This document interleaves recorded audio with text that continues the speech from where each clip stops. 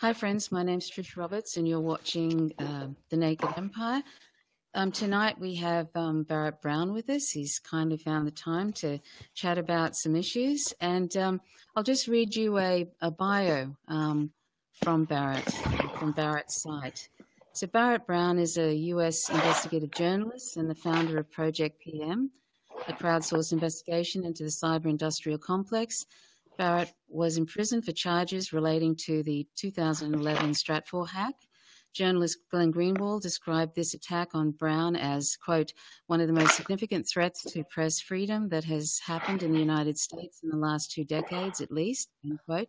Reporters Without Borders cited Barrett's prosecution among its reasons for the United States dropping 14 points on its press freedom rankings in 2014. Barrett Brown was described as an unofficial spokesperson for Anonymous before he renounced his ties to the collective in 2012. He's written 2 books and is writing his 3rd, in addition to several articles about politics and journalism in the digital age. In 2012, the FBI raided Barrett's house, and later that year, Barrett was indicted on 12 federal charges. The most controversial charge linking to the hacked data was dropped. But in 2015, Brown was still sentenced to 63 months in prison. Barrett Brown wrote a column from jail for The Intercept, for which he won the National Magazine Award and the New York Press Club Journalism Award. In July 2015, the Courage Foundation announced that Barrett was the organization's 5th beneficiary. In addition to legal and commissary fees, Barrett was ordered to pay $890,250 in fines and restitution as part of his sentence. And I ask if you're able to support Barrett in the repayment of this tremendously outrageous fine. One of the ways you can do that is in Barrett Brown's site, and I'll leave a link to that in the information section. Barrett was released from prison to a halfway house on the 29th of November 2016, and he is currently working on the Pursuance Project, and he's going to talk about that toward the end of this broadcast. And he's kindly accepted my invitation to speak with us today. So I'll invite and introduce Barrett. Hi, Barrett. Hello. How are you? Fine. How are you? Very good, thanks.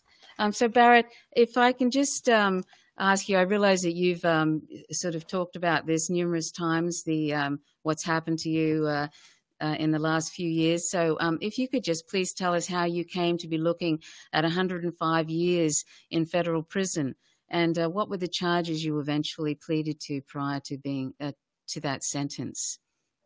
Well, I'd worked as a freelance journalist throughout my 20s, and towards the end there, I became increasingly dissatisfied with the potential for journalism. Obviously, you can do a fine job of digging into misconduct by the state or by institutions and still not really have an impact. The portion of our civics where the public or Congress takes that information and runs with it and puts it to use just isn't there in this society. And that's true all over the world, but it's especially true in the US right now. So I was open to different ways of going about these kind of things. And so I started putting together a group called ProjectPM back in 2009, which was originally intended to be sort of a civic organization platform, as well as for journalism. And in the course of that, I was also keeping tabs on Anonymous, which by that time had become an activist movement. And they, at some point in early 2010, went after the Australian government in retaliation for their moves to censor the internet for Australian citizens. And I wrote a piece for Huffington Post at the time, putting forth kind of a eccentric view of this, that this was the first marker of a much more important dynamic that we're going to see in the 21st century of emergent global entities coming about to challenge institutions in ways that were really impossible before.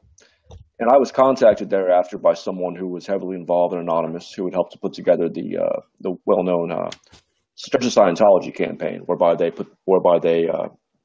conducted this massive, very unprecedented worldwide series of protests at Scientology centers, and used that as a framework for an information campaign that did end up diminishing Scientology's ability to recruit quite a bit. So this fellow, who had still been involved in Anonymous, contacted me, and him and I talked for a few months, and he came and worked with us at ProjectPM as we were trying to set up this platform.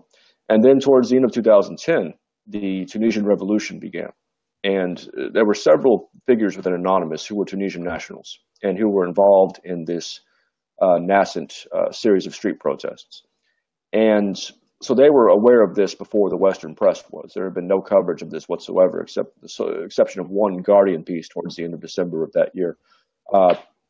So I was invited to come work out of a server that Anonymous operated. It was one of the servers where a lot of these things were done, and got involved and worked to sort of serve as a press agent for the Tunisian Revolution to alert journalists to it. Michael Hastings, who was still alive at that point, and had gained a lot of notoriety recently. He was somebody I had known for a while, and I got him to start working to get that revolution in the public eye. And meanwhile, anonymous hackers and activists, both in Tunisia and elsewhere, were successful in attacking the digital infrastructure of the Tunisian government. Tunisia is a highly internet-saturated country. It has a very robust political online surveillance division, which was being used to identify activist leaders, and they were able to, in many ways, to help defend, prevent these activist leaders from being caught, identified, that sort of thing. And so a great deal was going on, and that was very exciting to see that happen. It's a lot to go into here, but suffice to say, it was very to see it from the inside was very. It was a great thing to see, having been kind of concerned about just the lack of movement on these issues, And so that went all well for a while, and I provided some other services to Anonymous. I helped to arrange legal defense for those who had been raided by the FBI for participating in an attack on the websites of Visa and MasterCard, which they had done in retaliation for their own economic blockade of WikiLeaks and that sort of thing. And then about a little bit over a month after I got involved with Anonymous, it came to pass that we had been surveilled by a private contractor, an ex-military fellow by the name of Aaron Barr, who was the CEO of a company called HB Gary Federal. This was one of the many intelligence contracting firms, as they're known, that had kind of sprung up in the last 10 years since 9/11. These are companies that provide an array of services, many of them borderline illegal, to both the U.S. government and its various agencies, as well as to other corporations. In this case, this fellow turned out to have been involved in other more telling things. There was a raid by anonymous hackers on his servers. They stole 70,000 emails the day after he had announced that he had been spying on us. And we quickly determined that he had been involved in this really extraordinary and very indefensible campaign, conspiracy really, put in motion by the DOJ itself, the Department of Justice, to go after activists and to go after journalists, even like Glenn Greenwald, who had been supportive of WikiLeaks. And so this all came to light, and there was a great to-do about it. And the fellow had to resign, and there was some light shown on the subject, but it wasn't enough, and it kind of died out as stories tend to do. And so I pursued that issue with ProjectPM, which I turned into a collaborative investigation into the intelligence contracting agency. Long story short, the FBI and DOJ didn't like that. They went after me, and about a year later, I was in prison. Right. And how closely do you think the Department of Justice there's a little bit of an echo happening. Would you have you got that in your ear properly? Yes. Yeah, right.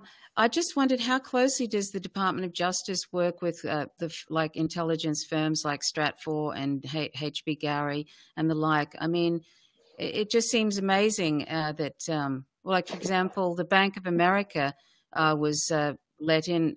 The Stratfor and the Bank of America were kind of in cahoots in a way in relation to WikiLeaks and sort of preventing donations towards WikiLeaks. Is that correct?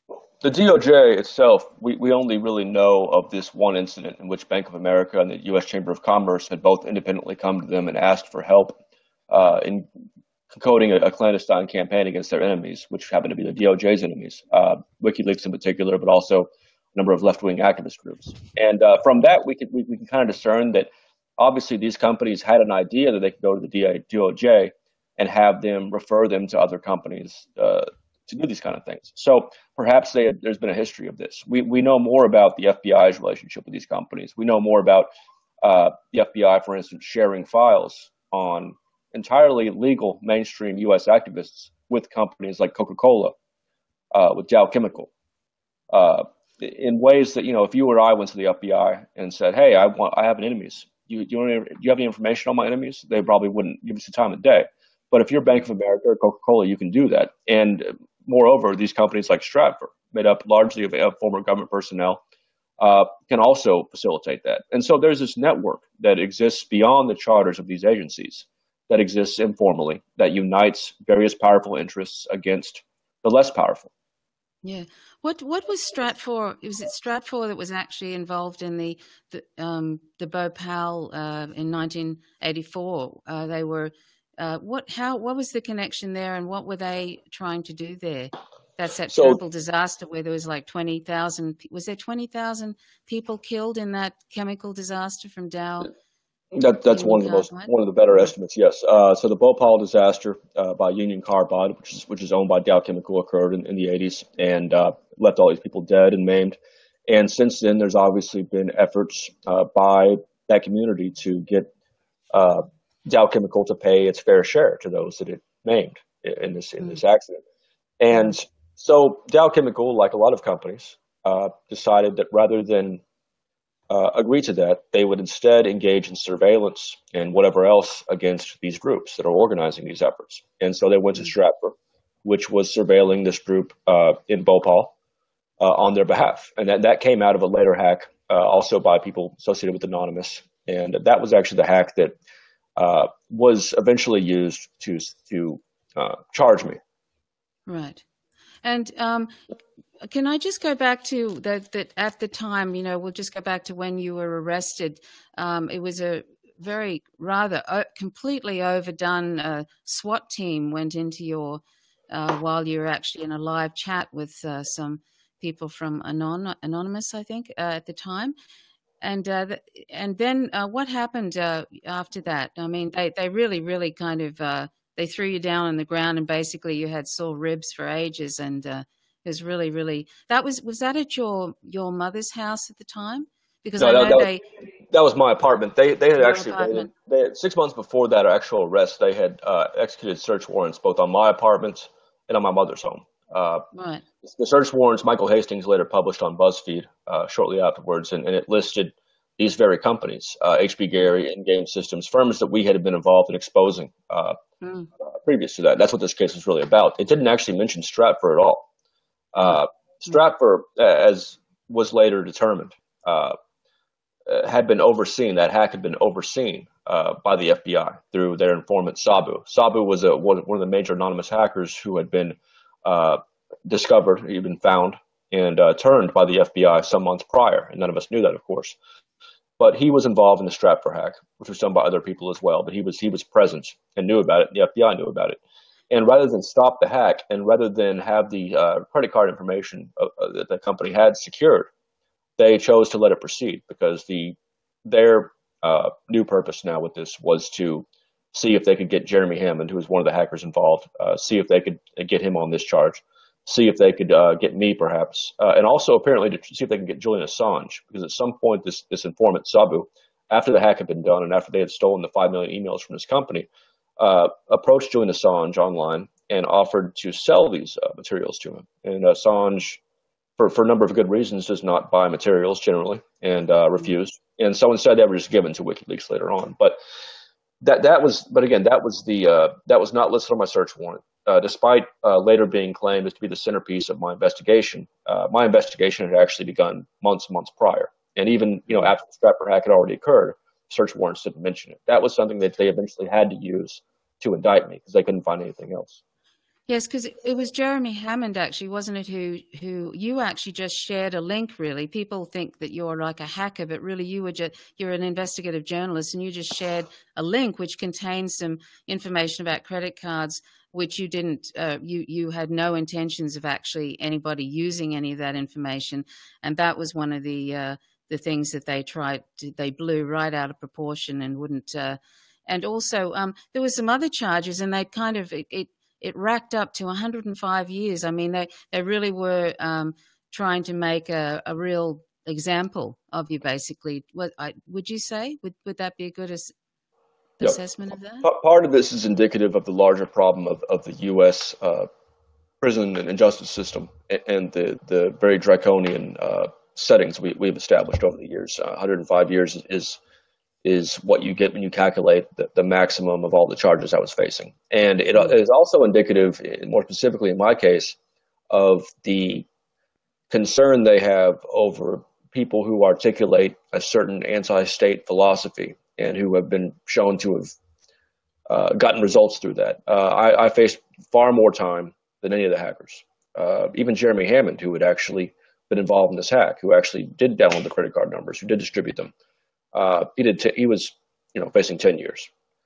So we can see from this and from some of these other incidents that obviously the hackers were very important to Anonymous. And just like I support the left-wing anti-war groups in 1971 who broke into an FBI office and stole documents that were used to show COINTELPRO, in which Congress hit upon, and just as I support that, I also support everything that was done in order to acquire files by which the public could better discern what the state was doing with our corporations against them. Yes. And so, but those hackers were important. But the bottom line here is that the DOJ and the U.S. government itself kind of showed its hand by the way they went after me. It wasn't just the high sentence; it was the other bizarre things. The gag order. I was put under a gag order, and the prosecutor herself said, and there's a transcript available of this. It's very interesting, that I should be put under a gag in part because an article that I'd written for The Guardian from prison after being arrested was, quote, critical of the government, unquote. I could go on and on, but there was basically, it got to a point over time where even kind of slow on the uptake publications like the New York Times and that sort of thing knew that there was something wrong here, that this was not what the DOJ said it was, that it was retaliation for our work in exposing criminality the DOJ itself had a hand in. Isn't that amazing that they complained that it was critical of the government? I mean, that's what journalism is supposed to be. Most prosecutors would not overtly play their hand like that. It just in this district or the District of Texas, it wasn't just that they were going after me from the national DOJ. The prosecutor they had on hand happened to be proverbial for going a little overboard on things. She had a reputation previous to this, so it was a little bit more telling than it normally would be. Right, and I was just going to ask you about the Bureau of Prisons because they actually were. Actually, before I go to the Bureau of Prisons, I suppose it'd be remiss of me if we didn't talk about the special investigator Robert Smith of the FBI and if you wanted to speak a little bit about that the video that was also contributed, the YouTube video that contributed to the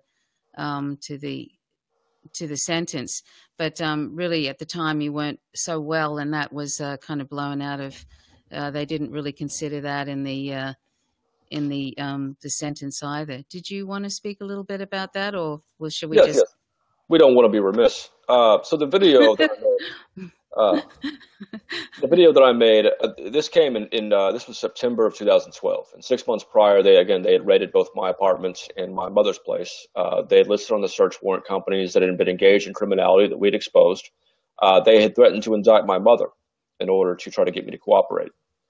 And I had also learned a few more things about the ways in which they had gone about this. I had learned, for instance, that even as H.B. Gary was very close to being investigated by Congress for his criminality that we had uncovered, it was already engaged in very similar tactics to the ones they had already planned against Glenn Greenwald against me for my role in keeping their feet to the fire. And the FBI had been involved in this as well. So there was a whole network of criminality between the state and these companies that really got to me at the time. I was also trying to get off Suboxone, which is a powerful opiate that I take as sort of like methadone to stay off of heroin, and had stopped taking my antidepressants, Paxil, which apparently puts you in a manic state. So all of these things kind of combined. And meanwhile, I was concerned that I had tried to bring attention to what was happening to me, that this was important, that I had been raided, that the search warrant, that there was something wrong here. And I just hadn't managed to get any traction in the press, which had covered me quite a bit, sometimes for very silly things, but had just not quite grasped what this was about. And so I felt that I had no choice but to make one last chance to bring attention to this, using whatever means I could. And so I made a video that I knew even then was over the top, in which I explained that I was going to try to bring attention to this or try to make a point by using the same tactics that Aaron Barr of that contractor that he had planned to use against activists and journalists in this conspiracy that the DOJ had approved of. So I was going to use these same tactics against this lead FBI agent, Robert Smith, who had been the one to instigate the threats against my mother. And then we would see if I got rated for it, even though Aaron Barr didn't. And of course I did. And I was arrested the next day. I'd also made separately threats to defend myself, which is not technically illegal in this country. You may have noticed, you've probably seen headlines about senators in this country saying, if the government ever does this, we have our guns, blah, blah, blah. It's not illegal to do that in this country and most other Western countries. That's called a conditional. So anyway, but I was nonetheless charged with the internet threat statute, threatening a federal agent. And in order to make that stick, or stick enough to get past a judge in this district, which is not that hard, they conflated certain statements. They took out the end of the phrase that I used in the key statements. They took a statement that had been made by Bob Beckel, a Fox News commentator, when he had gone on live television and said that, talking about Julian Assange, said, "Dead men can't illegally shoot the son of a bitch," which I had quoted and retweeted. And they put that in my indictment. Just bizarre things that show that they knew that I had broken the statute. But, they also know that even when they get caught or shown up as having, engaged in a falsehood, it doesn't really come back against them. It doesn't even prevent them from being able to do future falsehoods. The judges don't think like that. So anyway, so I was arrested. That was the occasion of my actual arrest. And then 2 months later, the charges for Stratfor came down as well. And did the judge sort of take into account, like, that your lawyer must have said, well, you weren't, that tweet wasn't relating to Special Agent Robert Smith. Did they take any of that into account? Or did my lawyers filed several motions to dismiss for all the charges, explaining in each case what misrepresentations the DOJ had made, where, demonstrable representations, not something that involved like, us versus them, just claims, just pointing out the actual facts that are available to anyone who cared to look. That was one of them. He pointed out Bob Beckel had actually said this, and I was quoting disapprovingly. And Bob Beckel doesn't seem to have been indicted for that. Nonetheless, I'm being singled out for having repeated it disapprovingly. Something is wrong there. But the problem is that in most facets of life, in journalism or just everyday social interaction, when someone gets caught lying, you stop believing them in the future unless they can come up with significant proof. That's just not how it works in a lot of courtrooms. And that was one of the things that really surprised me. Surprised a lot of people observing this, because it's difficult to get your mind around. It's very odd to see it in action. But this judge in particular, and a lot of judges in this district and across the country, the fact that the FBI had been caught fibbing, I think they see that as okay to an extent. I think there's an acceptable level. Back during the troubles in Ireland in the 70s and 80s, the British used to talk about an acceptable level of violence, a level of violence that was not too high, that we could live with. There's an acceptable level of honesty or dishonesty in the U.S. justice system, as the judges see it. Yeah, that's amazing. So I just wanted to talk about your time, in your 4 years in prison, and 6 months of that was in the SHU, which is, the other name is the whole segregated confinement sort of thing. And I just wanted to ask, do the Bureau of Prisons, they once at one point called you a prisoner of great concern, because they realized you were a journalist and that you were actually continuing on your journalism while in prison, which must have been I'm not even sure. How do you even get because they, obviously surveil what you're writing, before it gets outside. How do you actually get information that was actually about the prison out through, into the public sort of thing, without them redacting it or tossing it out? They did quite a few things to violate my due process rights in the course of my prison term, but they never overtly tried to stop me from writing my column, which I sent out when I was in the SHU. Obviously, I had to send it out by mail, but when I was other places, I relayed it over the phone to someone who would write it down and send it in. But for the most part, for the most my stay when I was in general population.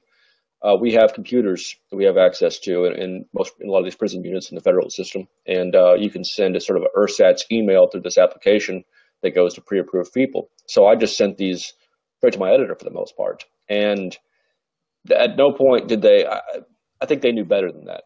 There were some other things that were kind of related, whereby they did take away my email for a year, rather illicitly, after I'd just used it to alert a journalist to BOP misconduct. But that was a decision made by a particular security agent, without having thought it through, not realizing this kind of thing plays in my favor. It's the kind of thing I want, obviously. To the extent that they interfere with my communications, it makes them look bad. It bolsters my story. And it's just part of the great dance between activists and governments, across the centuries. We need each other, and they never fail to fulfill their role in that dance. Yes. How did you sort of keep? Did your journalism and writing, did that help keep you sort of your spirits up in prison? Like, how did you, particularly when you're in the solitary with the SHU? How did you sort of, what was that like in the SHU? Because, I mean, that's considered to a degree a sort of a form of torture in a way after a certain period of time. So how did you kind of manage that, Barrett? Well, even aside from the columns, the fact that there was so much media attention on what they were doing to me was a great source of satisfaction. I could sort of sit there and feel on any given day, just kind of feel the damage that was being done to the reputation of the U.S. government here and abroad. And that, for me, is like sun to a flower. Writing, in addition to that, extension of that, obviously, to the extent that I can keep building up my soft power, as it were, keep moving towards what I always wanted, which was a space in the public conversation, the ability to influence things. To the extent that column was clearly helping to fulfill that, yeah, it was absolutely a great help. But I mean, but for the most part, even if I wasn't writing, I mean, there's something to be said for being held away somewhere and having a chance to read books, days on end. Solzhenitsyn once wrote something to the tune of "Jail is where the spirit soars." He wasn't talking about the compounds where they're engaged in slave labor, but those portions of time when they're being held in jail with just a chessboard and people to talk to, and scraps of paper to write poetry on. And again, it is torture. It is contrary to just basic humanitarianism. But if you're a certain kind of person, you can benefit from that, just like monks benefit from the cloister. And I don't regret having gone through it. But a lot of people don't have those same resources. A lot of people don't have that to draw upon. But yes, obviously writing helped. Yes. I just wanted to ask you about that. What were the reasons why they put you in the SHU? Like, what, were they sort of exaggerated reasons, there were several different occasions. The first occasion, I was placed in the SHU for 2 months. It was because of my alleged leadership role in a demonstration that about 20 inmates had engaged in, 30 inmates perhaps, against a abusive guard. And several of us were identified as having been leaders in that demonstration and taken to the SHU for investigation and held there, and then given an infraction for demonstrating. So that was, technically legitimate. It is against the rules to demonstrate, and we were doing that. The next time, it was at another prison. I was caught with a glass of hooch in my locker that I had just bought from somebody, and I think a snitch had informed on me. They came in and claimed they wanted to do breathalyzer tests randomly, and they did, and I was entirely sober because I hadn't drinking the hooch yet.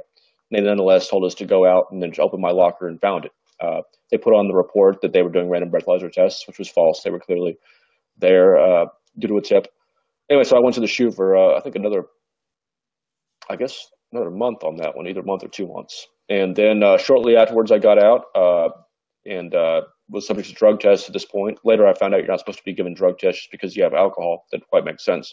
But they were now giving me drug tests every month, and I did test positive for morphine, which I had bought illicitly from one of the inmates and used, and did another month and a half until I was shipped to another prison. There, I was placed in the SHU 2 more times, both for about 2 weeks. Was that in the medium security then, was it? And the medium security prison, yes. Right. And yeah. both of those occasions, those were the explicitly illegal detentions when I went to the SHU. The first time I had done a radio interview with a station in Houston. It's something I've done many, many times. I've done it with this Canadian Broadcasting Service, from the prison telephone, from tons of journalists, sorts of things. There's nothing against the rules about it. But there was an executive assistant, an administration official, who was upset at me at the time because I had filed a grievance against him for not letting in a documentary filmmaker that, they're required to respond to media inquiries, and he didn't. Anyway, so he had the SIS. I found this out later from the SIS, which is the Prison Security Service. He told them, go ahead and throw him in the shoe for this. Just say we're investigating. And so they put me in for a week and then let me out, after this investigation. The second time, I was doing a recording over the phone with Alex Winter for his upcoming documentary on me. And I had been asked, a guard came up to me at the same time while I was on the phone and told me to go meet with this executive assistant at the prison, or assistant warden, who I was also writing up by the administrative remedy process, prelude to suing him over misconduct and due process violations. And I told the guard that I was not going to meet in private with an administrative official who had already been involved in misconduct against me and who I was currently trying to sue. That would be inappropriate. And he left, and two security agents came back and pulled me away from the phone and threw me in the shoe for refusing an order. The next day, the unit manager, whose job it is to deliver the punishment, the sentence, just came by my cell in the shoe and said, we're just going to give you 2 weeks commissary restriction. We'll let you out later this afternoon. And then I wasn't let out. The assistant warden came by and told them to hold me in there. And none of the prison administrators or shoe administrators would talk to me. They kind of looked away when they walked by the hall. And I made some legal threats at that time. And then I was released 2 weeks later, right before the deadline that I had given him. And so those were the only 2 times at that prison, and both were illicit, yes. And you mentioned in that the way that people communicate in there is there's a lot of yelling goes on in the shoe, and also some sort of clever exchanges of with I don't know how you do that underneath. I don't know the actual system of. Depending on the particularities of the shoe, for instance, many doors in the shoe go all the way to the ground, and so you really have no opportunity to actually build these clever conveyances. You just shout, or you have friendly guards who do exist, pass messages, pass packages of coffee, that kind of thing, books. But in the second shoe I was at, the medium security, the doors were, I think this is the typical setup, but the door does go about an inch or so off the floor. It varies from cell to cell. And inmates who, of course, are confined there 24 hours a day or 23 hours a day for 7 days a week have thought up all sorts of inventions by which to deliver messages and objects, contraband, that sort of thing. And so there's a great deal during the day at those institutions of things being thrown with batteries tied to strings or slide across the door. There are people who are better at it than others. And in some cases, these are very elaborate. Someone wants to send a message or some contraband, like some synthetic marijuana or whatever, to someone down the lane, down the road, or the street, as they call it, down the corridor, and they will, shoot the battery or whatever to a cell catty corner to them, and then they'll shoot it down the other one catty corner to them, and blah blah blah, and it'll go on. They'll yell, "Yeah, I got it." And they'll yell, "Yeah, this isn't enough," or say, "This wasn't as much as you," and then they'll negotiate, and then he'll send back his payment, which could be coffee or postage stamps or whatever. So there's a great deal. It's like the internet, essentially. It's our internet. Yeah. So they don't actually have like guards in the actual corridors at that much, do they? Do they come in every so often? Depending on the facility, but they do. I mean, they always are there at some point. Like they do make rounds, and then there are some who are hanging around out there, or in some cases the guard station is right there, and they're there, typically. But some guards care about this, some guards don't. Some guards, again, as I said, it will actually help you to move items around as long as it's not drugs. Do they give you an idea before they put you in the shoe how long you're going to be there for? I mean, or do they just? Oh, no. See, that's a sort of a psychological torture, not knowing how long you are going to be in there for. It's really awful. So you could have gone in, you went in there and you probably thought, well, it could be 2 days or it could be 2 months, and who knows? So what does that feel like? What does that feel like when they, when you actually go in there and you have no idea how long you're going to be there for? Well, you've How does already that? gone through that on a larger scale when you get arrested in the first place. And you know Mm, you're facing anywhere between a year and 100 years, depending on how things play out, depending in part on chance, depending in part on who your judge is, depending in part mm, on how well the judge, how good a job the judge does of making your discovery available to you, making the documents relevant to the case available to you. In my case, I never got to access my discovery in a meaningful way in the two is that? years I was waiting trial. So you really never, so you've already kind of been inured to that to some extent.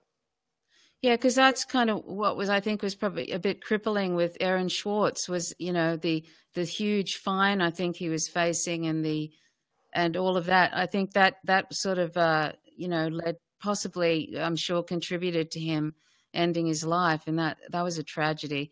It's a terrible thing that this pursuant of it's just a terrible thing what's happening in that regard. The war on whistleblowers and on journalists today. I I just can, I can wanted tell to. you that I can tell you that for a sensitive person like Aaron Schwartz, for instance, the even the idea of his society turning against him like that and betraying him and subjecting him to something that's unreasonable, even that alone, beyond the fines and all that, that's enough. Uh, that does something to a person, Yeah, and yeah. it just I and mean, yeah, like I often think of Julian Assange, and I think he's in this. It's not a very big space that he's in the Ecuadorian embassy, and I just wonder how on earth psychologically he manages with that, because there's really no end in sight in that regard, and he's just like there, and of course he gets visitors and he does interviews and stuff, but he's in this sort of small space, and I don't know how on earth he copes with it. And my government, the Australian government, is doing nothing, to help him. And I just think, how long is that going to go on? I don't know if you know of any. I mean, is there any sort of? Do you know of any success in with their lawyers? I mean, he's had rulings that it's, that it's. I don't know. I just sometimes wonder how he manages, because that would be got one of my worst nightmares, to be just an indefinite thing where you don't know it's going to end, and and you can't go anywhere. ideally you accept it as your duty and you do it. Mm, mm.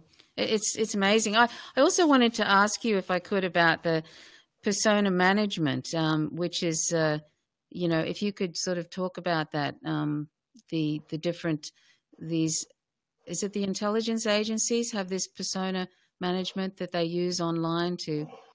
Yep. Persona management, that we came across that shortly after the HB Gary hack, when those 70,000 emails from HB Gary were acquired by Anonymous, and these emails included internal emails at HB Gary and its subsidiaries, as well as emails between them and the FBI, them and other companies they're working with, that sort of thing, and as well as their applications to try to win contracts from the government. And from those applications, we were able to, and from the actual requests they're responding to, we're able to glean some things about what programs are out there. And persona management was one the most extraordinary one, the most, to me, frightening. This Yes. involves this. So this was something that CENTCOM was asking a private company to develop for them, and it was clear from the requests that they made and from documents we later came across, this is something that had been done before to some extent. It wasn't new, but in this case, they were asking for someone to create software that would allow a single operator to control 10 to 20 fake online personas, complete with backgrounds.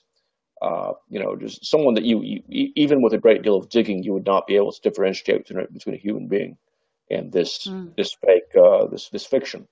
And beyond that, they have software, which we were later able to determine through patents that IBM had created in conjunction with U.S. military personnel years ago, that facilitates that conversation. It's not just somebody having to manage 10 things and remember what was said here, and try to remember who you're talking to and what you've already all that.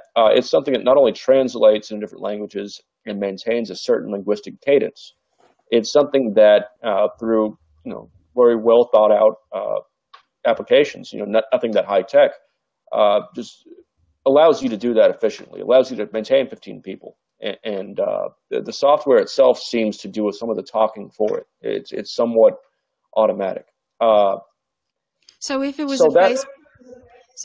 if it was a Facebook page, say, Barrett, how would that present itself? Would it be with lots of different photos, just like a fairly detailed looking Facebook page, or is it sort of little, there's some telltale signs? Or it would be a fictional person that has lots of social media accounts that are all filled out. They're not like one of these porn deals you get where it's a fake person that starts out with a request to come talk to them on some sex chat thing. It'd be something where they have friends, where there's correspondence, where you look to their Facebook page and there's a great deal of activity going back a ways. It'd be something where if you IM them, you would get responses. And again, these aren't, to our understanding, these are not entirely automatic. There has to be a facilitator, a human being there to oversee it. But a lot of the courses of the conversation are handled in part by the software. And again, this is all something that you can see more about in this patent. It's links to from our echelon2.org wiki, which is still up under a different address.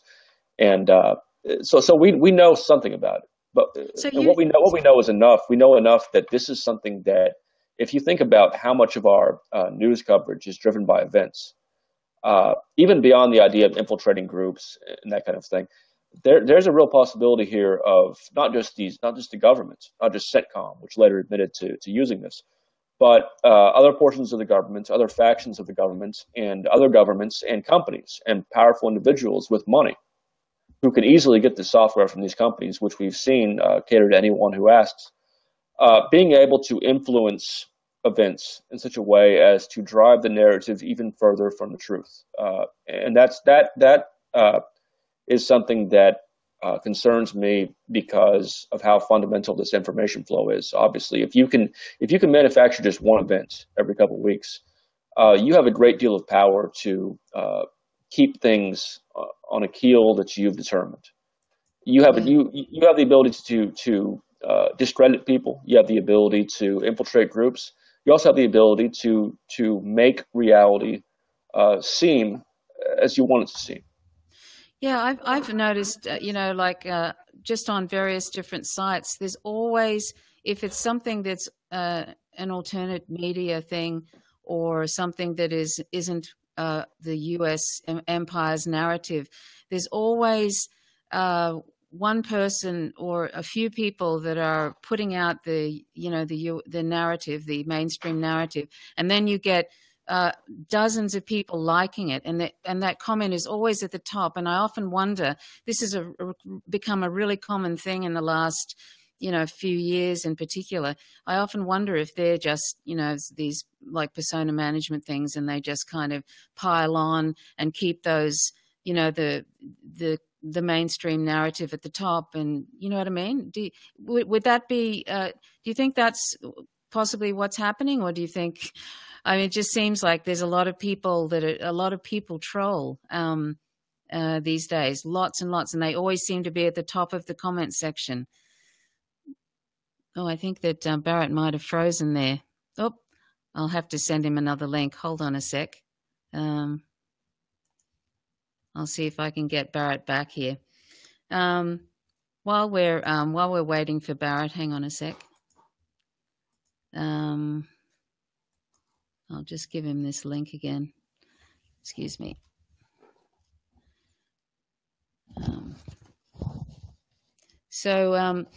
Anyway, while hopefully Barrett's coming back, and I was just I don't know if anybody's noticed this sort of phenomena of many people piling on with the mainstream narrative and the U.S. empire narrative, but I find it quite disturbing. I'll see if we can get Barrett back here, and if not, I might have to wrap it up, which would be really unfortunate because I had a few more questions I wanted to ask him. Hang on a second, let me see.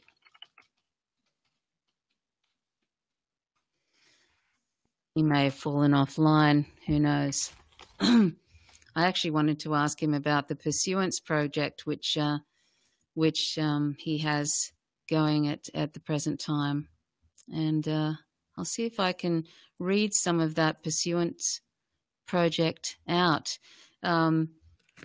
The Pursuance Project that Barrett has happening, that he's working on, the Pursuance system is the world's first comprehensive framework for press democracy. That is, it allows individuals with no prior relationship to self-organize. Oh, is it back? Oh, hi, Barrett. I was just reading a little bit of your the Pursuance Project, but we'll get to that in the end. But yeah, what I was, did you catch what? Oh, I think are you frozen again? Hello? I think we might be having trouble with Barrett's line here. So he'll probably drop off again. We may have to wind this up, but I'll see if I'll just continue reading out this Pursuance Project. So that is, it allows individuals with no prior relationship to self-organize into robust, agile entities governed by a proceduralism of agreement. These entities, called pursuances, in turn engage and collaborate among themselves to whatever extent they choose, leading ultimately to a vast and formidable ecosystem of opposition to institutionalized injustice. Let me see if he's there. No, he's vanished again. So I'll probably give Barrett another couple of minutes, and then it might be actually we may have to wind this up. So I'll just see. I'll see if he comes back. I'll continue on reading this about the Pursuance system. This system will be populated on an invitation basis beginning towards the end of 2017 for consideration as a participant and receive further information as it becomes public, and he has a subscription that you can put there.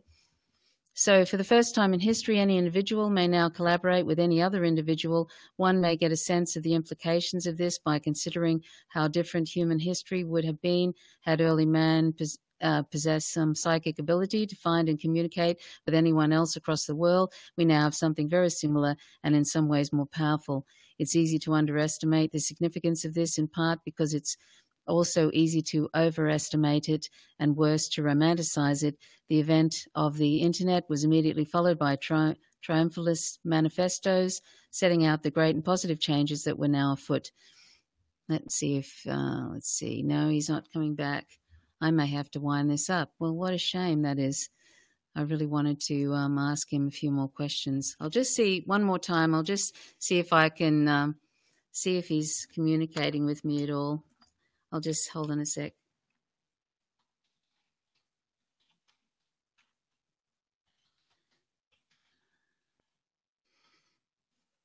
I think it might be. I might have to get Barrett back in a couple of weeks to finish off this interview. So I guess we'll probably have to wind this up, unfortunately. And I want to thank everybody for. I guess we got a certain amount out, and I did want to also show you the website address for Barrett's project that he's doing, and he's also writing a book at the moment. So it's the pursuanceproject.org, and if you can check that out and support it.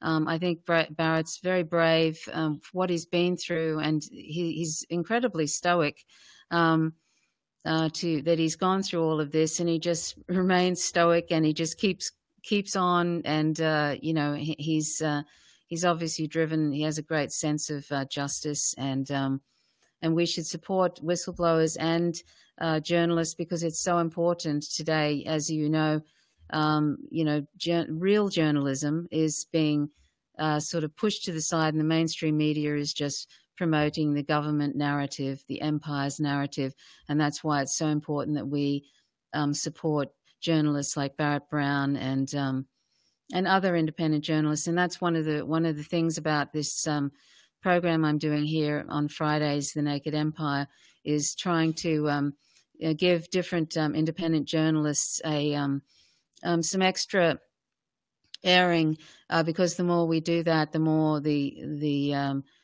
real narrative can be around, can get around. So it's very, very important that we all try and disseminate information by these independent journalists, investigative journalists, and so that's one of the purposes of the Naked Empire. And I invite you to to join my Facebook page. It's at Empire Laid Bare, and I'll put that in the information section.